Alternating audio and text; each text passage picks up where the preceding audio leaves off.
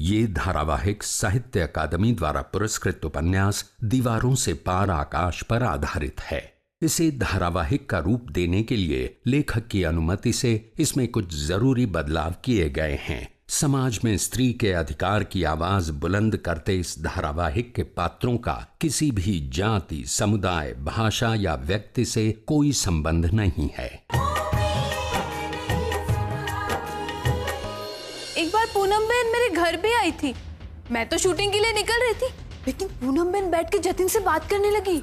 हे भगवान, जरा भी लाज शर्म नहीं है इस पूनम को। बस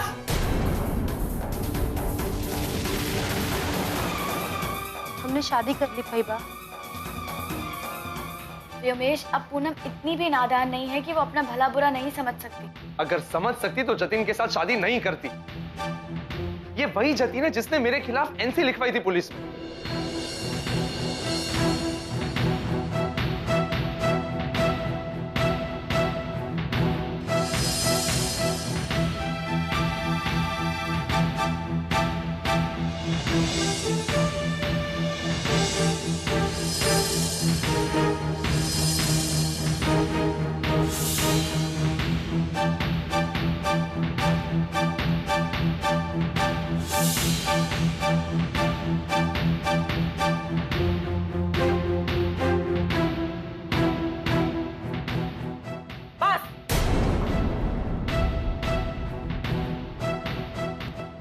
छुकर नाटक करने की कोई जरूरत नहीं है। आपको मान दे रही थी फैबा। वाह बेटा, बहुत अच्छा मान दिया है तुमने मुझे। शादी करते वक्त तुम्हें इस मान का ख्याल नहीं आया? हाँ? तुझे तेरी फैबा की याद नहीं आई तब? फैबा, मैं डर गई थी। मुझे लगा कि आप शादी के लिए मना कर देंगे। वाह वाह वाह, इस लड़की के बहाने तो देखो। पहले से सब कुछ तय करके रखा था और अब दोष का पूरा इल्जाम मेरे पे डाल रही है ना? पता नहीं कब से इस लड़के के साथ नैन मटक के चल रहे होंगे तेरे। मुझे तो कब से गड़बड़ लग रही। भाई बाप, एक बार आप ठंडे दिमाग से सोचिए और हमें आशीर्वाद दे दीजिए। नहीं मिलेगा, तुम्हें मेरा आशीर्वाद कभी नहीं मिलेगा।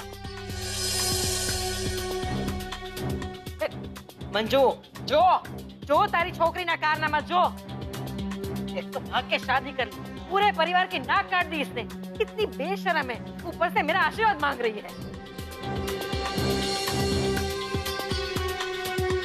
फैबा, आप इनकी शादी को रजामंदी तो देती नहीं, फिर क्या करते बेचारे? चुप कर बेशर्म, चुप। देख मंजू देख, ये कुछ दिन बाहर क्या रहकर आई, पंख लग गए हैं इसके तो। पंख तो मेरे पहले भी थे फैबा, बस आप उन्हें देख नहीं पा रही। और बंद कर तारू, तू तो ऊपर से मुझे ही सुना रही है, हैं? देख नहीं सकती है तेरी बहन ने क्या किया? तू जिसके साथ रह रही थी ना, उसी के साथ शादी कर ली है इसने तुम दोनों को अलग कर दिया है।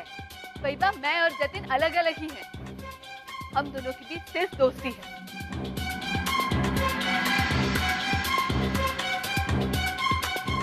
मैं जतिन से प्यार नहीं करती, जतिन से पूनम बहन प्यार करती है।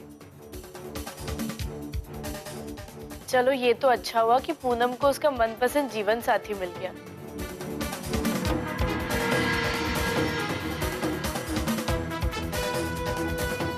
ठाकुर जी सौनु ही भलू करे। घर के तो घर के, बाहर वाले भी अब सुनाने लगे हैं मुझे। बेन, तुम शांत हो जाओ, मैं आशीर्वाद दे देती हूँ। हाँ? तुम्हारे बदले मैं अरे पूनम, अखंड सौभाग्यवती, दूधो नाव, पूतो फलो, खूब सुखी रहो। हाँ? मंजू, पागल થઈ ગઈ છે तू क्यों आशीर्वाद दे रही है इसे? हैं? करी दियो ने बेन, आखिर हमारे बच्चे ही हैं ना। नहीं, कभी नहीं। इसने घर की मर्यादा तोड़ी है, मेरा नाम डुबोया है इसने। ऐसा कुछ भी नहीं हुआ है फैबा, ये सिर्फ आपकी सोच है। आप अभी तक 18वीं सदी में ही रह रही है। फैबा, कभी दूसरों की बात भी सुन लिया कीजिए। आपको हमेशा ऐसा क्यों लगता है कि आपका फैसला ही सही होता है? जमाना बदल रहा है फैबा, जमाने के साथ चलना सीखिए। लड़कियों को अपनी तरह से जीने का पूरा अधिकार है, ये उनका हक है और आप उनसे उनका हक छीन नहीं सकती। मंजू, कह दे तेरी बेटी से, कह दे कि अपना मुंह बंद रखे, वरना मुझसे बुरा कोई नहीं होगा।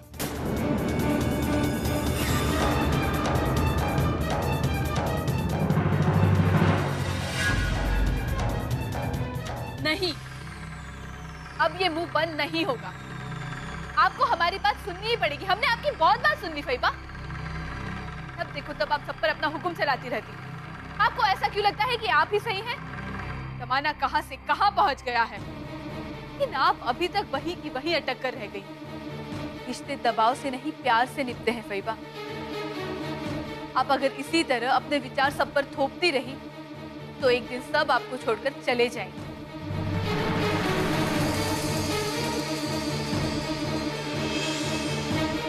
आप बिल्कुल अकेली रह जाएंगी। एक के बाद एक आप सबको खो देंगी फैबा। अरे वाह, तू इतनी समझदार हो गई एकदम से। सुना, कमाल है वो। मम्मी, ये सारे मेरे सीरियल के डायलॉग्स हैं। मेरे सीरियल में भी ऐसी ही एक फैबा है जो सब पर अपना हुक्म चलाती रहती है। देखो, आज असल जिंदगी में भी सीरियल की ही सिचुएशन आ गई और वो सारे डायलॉग यहाँ काम आ गए। मम्मी, तुम मेरे सीरियल जरूर देखना। हाँ हाँ, पूछो ऐसा, चुप रह जा। कोई जरूरत नहीं है सीरियल देखने की। और ये छोकरी, मोड़ू बंद कर तारू। ये तेरी सीरियल नहीं है, मेरा घर है, समझी? ये सीरियल और एक्टिंग ने तो बट्टादार कर दिया है सबका। एक बात अच्छी तरह से सुन ले, तेरे सीरियल के डायलॉग मुझ पर कोई असर नहीं करने वाले हैं। जा रही हूँ मोटी बहन। पूनम और जतिन को माफ कर दो मोटी बहन, इनको अपना आशीर्वाद दे दो। आपके आशीर्वाद के बिना सब अधूरा है। और ये सीरियल के डायलॉग नहीं है वो। मंजू, जो मंजू, एक बात कान खोल इन्हें सांभળી ले। इन दोनों को मेरे आशीर्वाद कभी नहीं मिलने वाले, कभी नहीं। अरे मैं तो इन दोनों की शादी को ही नहीं मानती तो आशीर्वाद क्या दूंगी। पर एक बात सब लोग कान खोल कर सुनो, ध्यान से याद रखना मेरी बात को। ये लड़की एक दिन रोते बिलखते मेरी घर की चौखट पे आएगी। बहुत पछताने वाली है ये लड़की, बहुत पछताने वाली। नहीं नहीं फैबा, ऐसा कुछ नहीं होगा। मैं पूनम को बहुत खुश रखूंगा और उसे रोते हुए इस घर में आने की नौबत आए, ऐसा कभी नहीं होगा।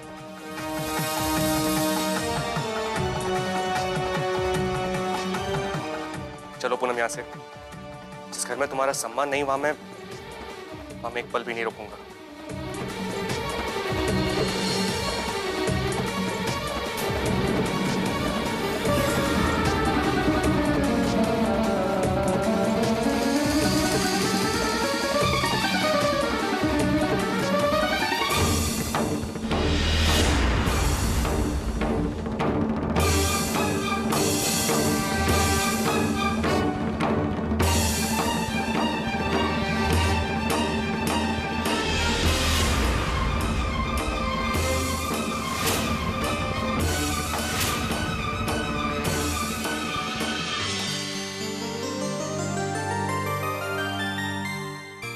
भाभी, लाइए मैं कर देती हूँ, आप छोड़िए। अरे नहीं नहीं सोनल, मैं कर लूंगी, छोड़ो। अरे मैं जब से आई हूँ आप किचन में ही लगी हुई हैं। आपको मैं किचन में ही देख रही हूँ सिर्फ। मुझे तो आपसे मिलने का टाइम ही नहीं मिला। आपकी शादी में भी तो नहीं आ पाई मैं। सोनल, तुम्हारे बेन की शादी में नहीं आने का कारण फैबा तो नहीं थी ना? हाँ छुटकी, मैंने सबको कहा था कि मेरी शूटिंग है, पर मेरी कोई शूटिंग नहीं थी उस दिन। सच बात तो ये है कि मुझे किसी ने शादी में इनवाइट ही नहीं किया था। क्या? ये तुम क्या कह रही हो सोनल? सच कह रही हूँ भाभी, मेरी पूनम बहन से भी बात हुई थी, उन्हें सब पता है। आप चाहें तो उनसे पूछ लीजिए। नहीं सोनल, मुझे तुम्हारी बात पर पूरा विश्वास है। मैं आपकी शादी में तो नहीं आ पाई, लेकिन मैं पूनम बहन से फोन पर हर खबर ले रही थी। उस वक्त जो बखेड़ा खड़ा हुआ वो भी मुझे पता है, और फैबा की तो आदत ही है ये सब करने की। सोनल, ऐसा नहीं कहते, फैबा हमसे बड़ी है। बेन, सोनल क्या गलत कह रही है? दूसरों की सोच से कोई मतलब नहीं है फई को। पता है छुटकी, फैबा तो मेरी एक्टिंग के पीछे भी पड़ी हुई थी, बहुत गुस्सा हो रही थी। वो तो मैं ये घर छोड़कर चली गई, वरना मुझे भी यहाँ की चार दीवारी में बंद करके रख देती। ओहो, अब तुम दोनों ये सब क्या बातें लेकर बैठ गई? कोई और बात करो। अच्छा, आज आप खाने में क्या बना रही है? दाल, चावल, मूंग और दूधी की सब्जी, लापसी, हलवा, सब कुछ बना रही हूँ। बाप रे, इतना सब कुछ आप अकेली बनाएंगी? हाँ। लाइए मुझे कुछ बताइए, मैं मदद कर देती हूँ। अरे नहीं नहीं, ठीक है। मैं भी तो बेन से यही कहती हूँ कि रोज इतना सारा खाना बनाओगी तो थक जाओगी, और पढ़ाई कब करोगी? पढ़ाई? कौन सी पढ़ाई? वो शादी की वजह से बेन की पढ़ाई छूट गई थी ना। बेन प्राइवेट में एग्जाम्स देगी, लेकिन उसके लिए भी पढ़ाई तो करनी पड़ेगी ना। अगर इतना सारा काम करेगी तो पढ़ाई कब करेगी? सच कहा तुमने छुटकी। भाभी, आपको इतना सारा खाना बनाने की कोई जरूरत नहीं है, और मुझे बताइए ना, मैं आपकी मदद कर दूंगी। कोई जरूरत नहीं है सोनल, सारा काम हो जाएगा। और वैसे भी अभी तो तुम्हारी शादी होने वाली है, तो ससुराल जाकर तुम्हें काम करना ही पड़ेगा। नहीं नहीं, मैं ये सब कुछ नहीं कर पाऊंगी। वैसे भी मुझे खाना वाना बनाना नहीं आता, मैं तो पहले ही बोल दूंगी। तुम्हें खाना बनाना नहीं आता? नहीं। तो तुम बेन की मदद कैसे करोगी? छुटकी, किचन में कितने सारे छोटे मोटे काम होते हैं, मुझसे जो भी बनेगा वो कर दिया करूंगी। अरे हाँ, तुम्हें तो शूटिंग पर भी जाना होगा, तुम जाकर आराम करो और मैं यहाँ पर सब संभालूं। शूटिंग पर तो जाना ही है, लेकिन अगर यहाँ कुछ काम नहीं किया ना, तो वो फैबा तो मेरी हालत खराब कर देंगी। भाई को तो लगता है हर बात से प्रॉब्लम है। चुटकी, बेन साचू कहूँ छू, भाई ने पूनम को आशीर्वाद ना देके अच्छा नहीं किया। मैं तो पहले से ही जानती थी फैबा कभी नहीं मानेंगी। बेचारी पूनम बेन को कितना कुछ सुना दिया, और जतिन तो अब इस घर का जमाई है, वो पहली बार घर आया था, लेकिन फिर भी फैबा ने कितना अपमान किया उसका। कितना बुरा लग रहा होगा ना दोनों को। भाई और जीजा जी तो पूनम की कोई बात सुनने को तैयार ही नहीं। अरे फई तो बड़ी है ना, उन्हें तो माफ कर देना चाहिए। छुटकी, एकदम चुप। अब तुम इस बारे में कुछ नहीं बोलोगी, क्यों बात को आगे बढ़ा रही हो? देखो छुटकी, मैं इस मामले में तुमसे एक भी शब्द और नहीं सुनना चाहती, समझ गई? जी।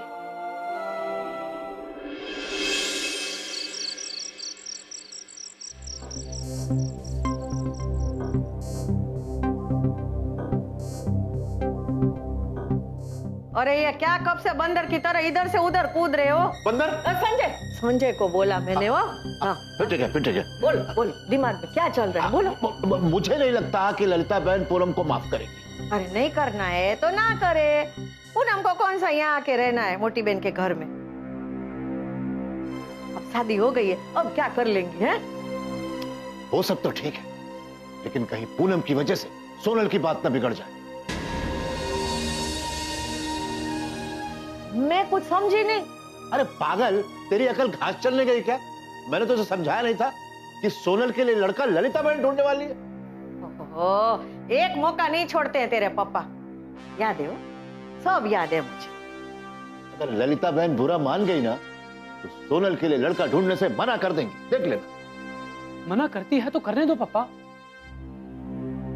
सोनल के लिए लड़का हम ढूंढ लेंगे। कैसे ढूंढ लेंगे? हाँ, या हमें कोई पहचानता भी तो नहीं है, और फिर लड़के शोकेस में तो मिलते नहीं है कि पसंद किया और उठा ले। फोड़, बात सोनल की नहीं है, तेरी भी तो है। तेरे में तो लड़की ढूंढनी है कि नहीं? पापा साव साथ चुके थे, तेरे लिए लड़की आएगी कहाँ से है? अब उसके लिए तो ललिता बहन को मस्का लगाना पड़ेगा कि नहीं? अरे फैबा की तो बहुत दादागिरी है। वो व्योमेश भाई अभी तक उनका पल्लू पकड़कर चलता है। शुक्र है इस घर में और कोई नहीं है, वरना हमारा तो जीना मुश्किल कर देते ये लोग। अरे कभी कभी अपने स्वार्थ के लिए छोटी मोटी परेशानियां भी सहनी पड़ती हैं। कभी कभी हो तो ठीक है, लेकिन यहाँ तो रोज का बखेड़ा खड़ा होता है, और वो भी फैबा की वजह से। ओहो, अब बस ज्यादा गुस्सा मत कर, तेरे पापा है ना, तेरे पापा सब संभाल लेंगे। अरे मोटी बहन को वो मना लेंगे, वो ही मना सकते हैं बस मोटी बहन को। तो सांभळो छो, कुछ भी हो जाए, ये मोटी बहन की नाराजगी दूर करना आपका काम है बस। अरे तभी तो हमें सोनल और संजय के लिए अच्छा रिश्ता मिल सकता है। अरे तू उसकी चिंता जाने दे, मैं बहन को मना लूंगा।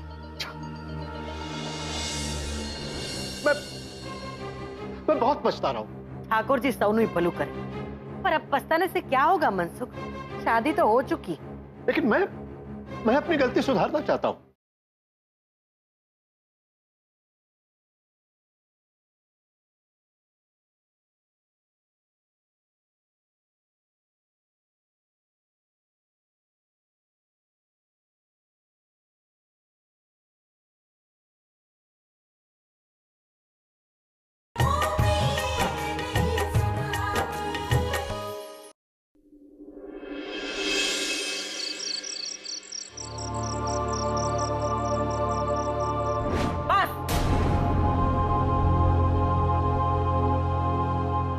पैर छूकर नाटक करने की कोई जरूरत नहीं है।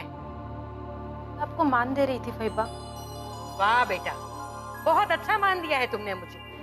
शादी करते वक्त तुम्हें इस मान का ख्याल नहीं आया? हाँ? तुझे तेरी फैबा की याद नहीं आई तब? फैबा, एक बार आप ठंडे दिमाग से सोचिए और हमें आशीर्वाद दे दीजिए। नहीं मिलेगा, तुम्हें मेरा आशीर्वाद कभी नहीं मिलेगा।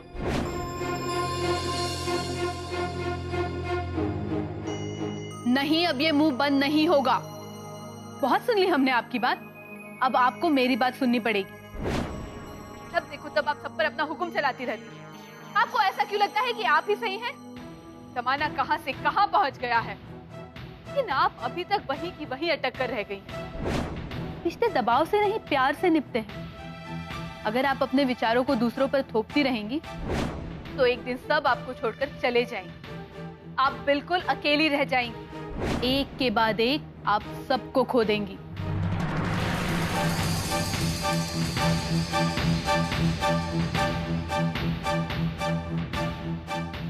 हे भगवान, શું કરી નાખ્યું આ છોકરીએ?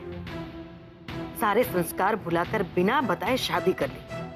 कैसा जमाना आ गया है, ना कोई बड़ों की इज्जत, ना मान सम्मान। और सोनल, वो तो मुझे ही सुना रही थी।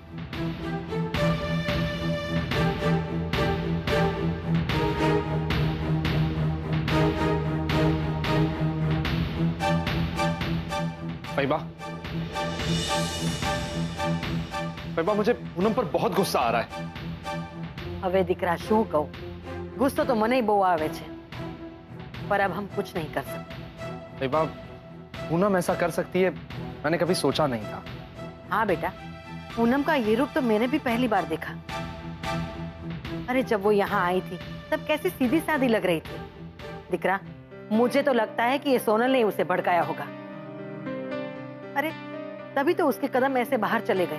अच्छा किया फैबा जो आपने जतीन और पूनम को आशीर्वाद नहीं दिया और उन्हें घर से निकाल दिया। हाँ बेटा, ऐसी शादी को मैं तो कभी समर्थन नहीं दे सकती। पर फैबा, आपने सोनल के बारे में क्या सोचा? अब सोचना क्या, सोनल तो पहले ही हाथ से जा चुकी है। मनसुख और मंजू को तो अपने बच्चों की पड़ी है ही नहीं। दिकरा, अब जो कुछ भी करना है हमें ही करना है। इससे पहले कि सोनल कोई और गलत कदम उठा दे, उससे पहले हमें उसके हाथ पीले कर देने चाहिए। पर फैबा, सोनल मुझे अपना दुश्मन समझती है। बहन, पूनम की तरफ से मैं माफी मांगता हूं। मुझे तो पता भी नहीं चला कि उसने ऐसा कदम कैसे उठा लिया। सोच सोचकर मेरा दिमाग खराब हो जाता, गुस्सा आता है बहुत। अरे मुझे तो अभी भी विश्वास नहीं हो रहा बहन कि उसने बिना बताए शादी कर ली। बेटा, और डील दो लड़कियों को, और डील दो। मैंने तुझे पहले ही बताया था ना, और पूनम के बारे में तो मैंने तुझे सतर्क भी किया था ना। हाँ बहन, गलती मेरी है, मैंने आपकी बातें नहीं सुनी।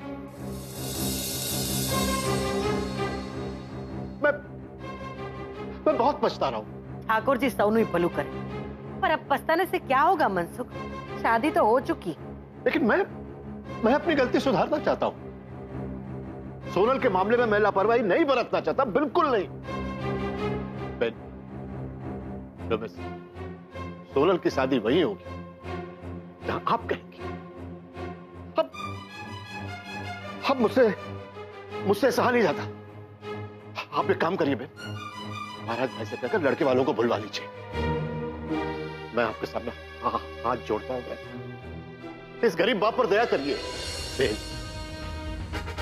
बेटा, मैं आपका उपकार कैसे चुका पाऊंगा?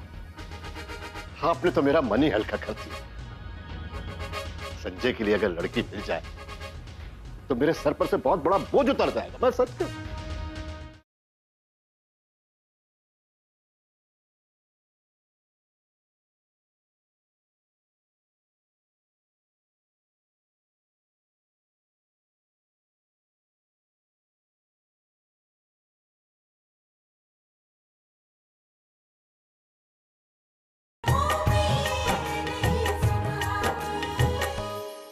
સારું થયું હવે અક્કલ આવી તને. अरे मेरी मति मारी गई थी बेन। क्या करता प्रिमेश, लेकिन अब मैं कोई चांस नहीं लेना चाहता। देखिए बेन, सोनल का रिश्ता आप ही तय कर दीजिए और उसके बाद संजय के लिए लड़की भी आप ही ढूंढिए। मैं अपने दोनों बच्चों की जिम्मेदारी आप पर सौंपता हूं, आप पर। हाँ मंसूर, अब तू चिंता ना कर, मैंने दोनों बच्चों के लिए महाराज भाई से बात कर ली है। सच में बेन? हाँ बेन, बेटा, मैं आपका उपकार कैसे चुका पाऊंगा? आपने तो मेरा मन ही हल्का कर दिया। संजय के लिए अगर लड़की मिल जाए तो मेरे सर पर से बहुत बड़ा बोझ उतर जाएगा। मैं सच कहूं, अगर सोनल की शादी से पहले घर में बहू आ जाए ना बेन, ये घर एकदम एकदम हरा भरा रहेगा। एक बेटी जाएगी, एक बेटी आएगी ना बेटा? बेन, मैं जानता हूं इंसान की समझ आप में सबसे ज्यादा है। ये काम मैं आपके ऊपर सकता हूं। हमें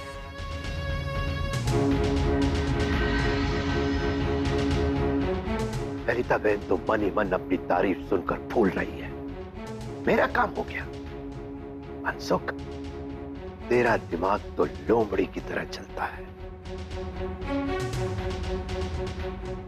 फईबा, काका बिल्कुल ठीक कह रहे हैं। संजय और सोनल दोनों की शादी हमें जल्द से जल्द करवा देनी चाहिए।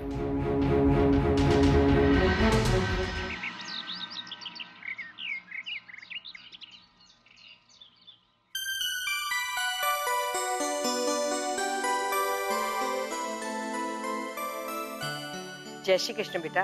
जय श्री कृष्ण मम्मी। हाँ बोलो। क्या बात है छुटकी, तू तो वहां जाकर हमें भूल ही गई है। ना कोई खबर, ना कोई फोन। अरे मम्मी, अभी तो बात हुई थी हमारी। अरे 2 दिन पहले बात हुई थी, 2 दिन से तूने एक भी फोन ही नहीं किया। क्या बात है? अरे वो मम्मी, मैं बहुत बिजी थी। बिजी? तू वहाँ बिजी है? भाई ऐसा क्या कर रही है वहाँ?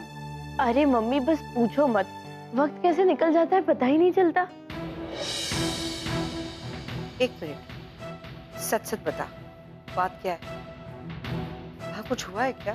अरे क्या बताऊं मम्मी, वो सोनल है ना, पूनम की बहन, वो वापस आ गई है।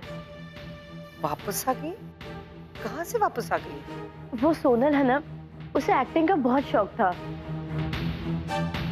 लेकिन फई ने मना कर दिया, तो वो घर छोड़कर चली गई। आज मुझे बेला के घर जाना है। तू पूछ रही है या बता रही है? तू किसी और की परेशानी अपने सर क्यों ले रही है? सहेली घर के पास रहती है, इसका मतलब ये तो नहीं कि तू रोज रोज उसे मिलने जाए। देखिए, जैसे आपको हक है उससे मजाक करने का, वैसे उसे भी हक है आपसे सवाल करने का। और फिर आप ही ने तो उससे कहा था कि वो आपसे सवाल कर सकती है। हाँ, पर हमारे घर के मामलों में दखल अंदाजी नहीं कर सकती। वो एक लड़की है और उसे अपनी मर्यादा में ही रहना चाहिए। अगर वो एक लड़का होती तो क्या आप तब भी उससे कहते कि उसे मर्यादा में रहना चाहिए?